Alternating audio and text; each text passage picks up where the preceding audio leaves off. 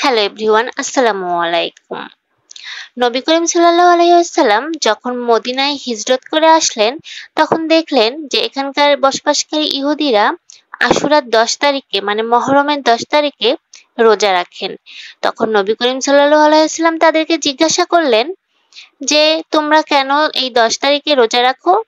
তখন ইহুদিরা বলল যে, আল্লাহর নবী আর তাদের নবী মুসা আলাইহিস সালাম এই দিনে মুক্তি পেয়েছিলেন। এই দিনে বনী ইসরাইলরা স্বাধীনতা পেয়েছিল। ফ্রাউনকে ডুবিয়ে তারা মুক্তি পেয়েছিলেন।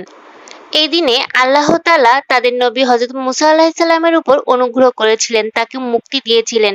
তাই তার শুকরিয়া আদায় স্বরূপ তারা এই দিনে রোজা রাখেন। তো এইটা শুনে হযরত মুহাম্মদ সাল্লাল্লাহু আলাইহি ওয়াসাল্লাম বললেন, তোমরা মুসা আলাইহিস সালামের অনুসরণকারী, এটা সত্য। কিন্তু আমরা তার থেকেও বেশি সত্যবাদী, তার অনুসারী। তাহলে তোমরা যদি একটা রোজা রাখো, তাহলে আমরা আরো বেশি রোজা রাখার অধিকার রাখি।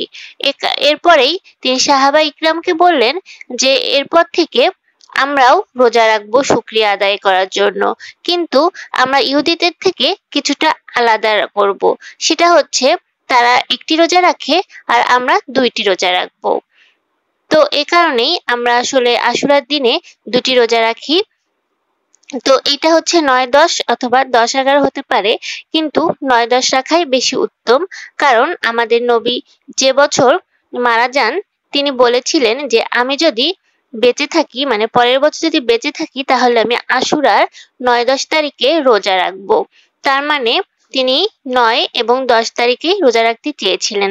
তাই আমাদের উচিত আশুরার মহরমের ৯ এবং ১০ তারিখে রোজা রাখা। তো আমরা অনেকেই বলি যে আমরা একদিন রোজা রাখবো, কিন্তু আসলে আমাদের উচিত ২ দিন রোজা রাখা। একদিন রোজা রাখা অনুচিত, কারণ এটা ইহুদিদের সাথে মিলে যায়।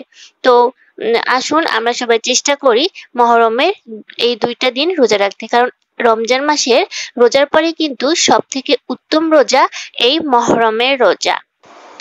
আমরা কিন্তু শুধু ৯-১০ তারিখ ছাড়াও আরো রোজা রাখতে পারি। কারণ রমজান মাসের পরে রোজা রাখার জন্য সবথেকে উত্তম মাস হচ্ছে মহরম মাস। আর মহরম মাস কিন্তু সম্মানিত ৪টি মাসের মধ্যে একটি। তো হচ্ছে আমাদের উচিত হবে এই পুরো মহরম মাসে অনেক আমল করা এবং পাপ কাজ থেকে বিরত থাকা, সবসময় জিকির আজগার করা এবং রোজা রাখা। অবশ্যই এই রোজার ফজিলত কিন্তু অনেক বেশি এবং অনেক বেশি গুরুত্বপূর্ণ। নবী করিম সাল্লাল্লাহু আলাইহি ওয়াসাল্লাম কিন্তু নিজে বলেছেন যে তিনি সবসময় এই রোজার জন্য অপেক্ষা করতেন। তো আসুন আমরা সবাই মহরমে রোজা রাখার চেষ্টা করি এবং পুরো মাস আমরা পাপ থেকে বিরত থাকার চেষ্টা করি। তো সবাই অবশ্যই মহরমের ৯-১০ তারিখে রোজা রাখার চেষ্টা করবেন এবং বেশি বেশি করে এই মাসটা আমল করার চেষ্টা করবেন এবং অবশ্যই পাপ কাজ থেকে বিরত থাকবেন। আর হ্যাঁ, আমার ভিডিওটি ভালো লাগলে অবশ্যই লাইক, কমেন্ট এবং শেয়ার করবেন। ধন্যবাদ।